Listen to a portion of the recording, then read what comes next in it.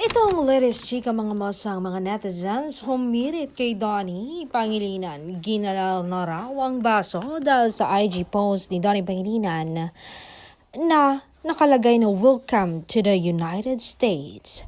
Nag-ingay dahil dyan ang mga Donkes fans. Hirit pa nga ni "You like my stuff" at talagang kinunan pa ha?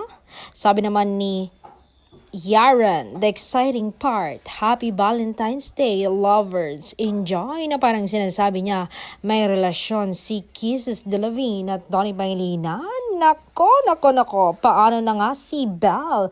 Pero magtiwala na lang tayo kina Donnie Pangilinan at Belle Mariano. Sana nga totoong mayroon talaga silang relasyon.